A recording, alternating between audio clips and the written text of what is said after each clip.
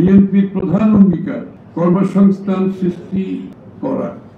প্রধান অঙ্গীকার সরকার গঠন করলে 1 কোটি মানুষের জন্য নতুন কর্মের সংস্থান করা হবে, অর্থাৎ প্রথম 18 মাসে 1 কোটি মানুষের কর্মসংস্থান করা হবে।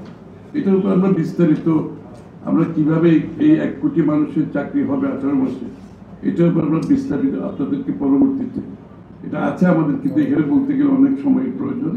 এটা আমরা বিস্তারিত আপনাদের সামনে তুলে ধরবো 18 মাসে কিভাবে 1 কোটি মানুষের চাকরি কর্মসংস্থান করা যাবে। বিএনপির অতীতে সাফল্যের উদাহরণ সৃষ্টি আছে, আমাদের এটা ইতিহাস আছে, আমরা এটা করেছি বিগত দিনে। এই জন্য আমরা আমাদের পক্ষে সম্ভব এবং আমাদের সেই কনফিডেন্স আছে বলে আমরা বিষয়টা সামনে নিয়ে এসেছি। বিএনপি রাষ্ট্র পরিচালনার দায়িত্ব থাকাকালীন উন্নয়ন নীতির একটি উল্লেখযোগ্য দিক ছিল শ্রমঘন শিল্প স্থাপন করা, পাশাপাশি উদ্বৃত্ত শ্রমকে বিদেশে রপ্তানির উদ্যোগ নেওয়া। আমরা আগেও এটা করেছি, আমরা লেবার ইন্টেন্সিভ ইন্ডাস্ট্রি করেছি। দেশের ভিতরে যারা চাকরি পায় না তাদেরকে বিদেশে যাওয়ার প্রটোকলগুলো জিয়া রহমান সাহেব সই করেছে, দেশনেত্রী বেগম খালেদা জিয়া পরবর্তী এগুলোকে আরো বাড়িয়ে নিয়েছে। এতে করে নতুন মানুষের কর্মের সংস্থান হয়েছে।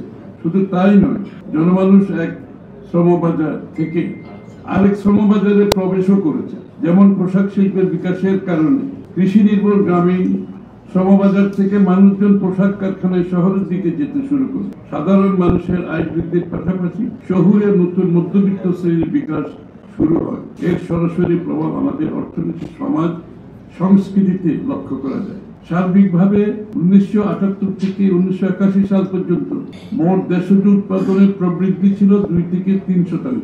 বিএনপির প্রথম সরকারের সময় 1991 থেকে 96 সালে তা বেড়ে দাঁড়ায় 4 থেকে 5%।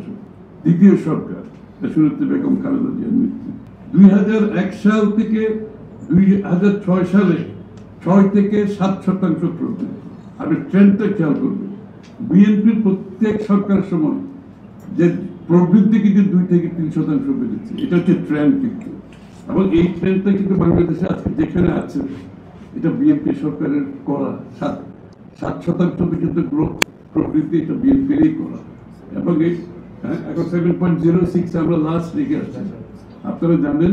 সুতরাং এখনো কিন্তু 7 পয়েন্টের কাছে কেউ যেতে পারে। বক্তব্য শুনেছি আমরা, কিন্তু 7 পয়েন্টের কাছে যাইনি। সুতরাং এই ট্রেন্ডটা বিএনপি সেট করেছে অর্থনীতিতে অলরেডি। সুতরাং আমরা আগামী দিনে বলতে চাই সার্বিক উন্নয়ন ও নতুন কর্মসংস্থানের জন্য, সার্বিক উন্নয়ন ও নতুন কর্মসংস্থানের জন্য বিএনপি এবার দেশজ উৎপাদন বৃদ্ধির লক্ষ্যমাত্রা নির্ধারণ করেছে 8%।